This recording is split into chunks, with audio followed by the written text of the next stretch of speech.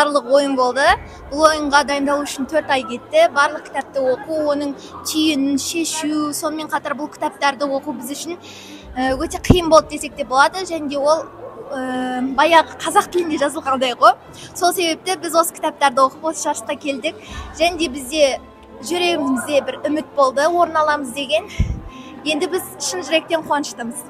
Ой шебері зияткерлік ойыны өте жоғарғы деңгейде өтті. Осының алдында біз бірінші кезеңде де болған едіміз. Және де ұйымдастырушыларға біздің алғысымыз шексіз. Барлықтарыңызға қайырлы күн. Біз номер 23 орта мектебі екінші орын алған, екінші жүлделі орын алған команда болып табамыз. Қазіргі таңдағы біздің көңіл күйіміз өте ерекше, өте түсініксіз, себебі негізі еңбек шынында ақталды. Не түсіндік, біз ары қарайда гранд финалға өткен команда болғандықтан ары қарай өте керемет дайындаламыз. Қазіргі таңда бір түрлі бір қобалжу болып тұр. Және өте қатты қуаныштымыз, шыны керек, өте қатты қуаныштымыз.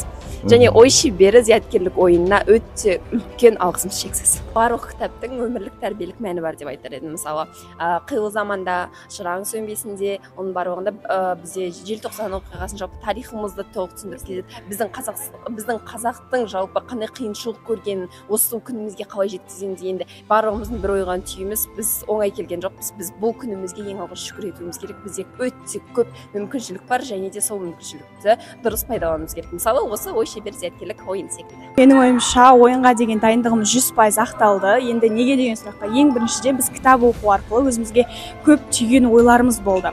Екіншіден, осы ой шебері зияткерлік ойынына келу арқылы 3-ші орынның иегері болдық. Осы жарыстағы болған ең қызықты оқиғалардың бірі ол біздің 4-ші кезеңдегі жауаптарды ойлануымыз болып табылады. Яғни ол бізде алтын жүлге кітабындағы көптеген оқиғаларды есімізге түсірген болатынбыз. Және де барлығымыз білетін Ақсамаурын оқиғасы.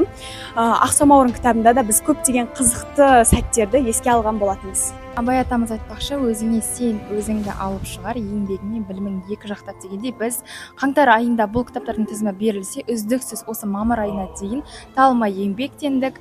Әр апта сайын дайындық бізде қыза түсті. Керісінше осы күн жақындайды деген сайын бізде де қызығушылық өте артады. Және де осы Әулие ата кітап оқитын өңір жобасының арқасында біз кітап сүйер оқырманның біріне айналдық.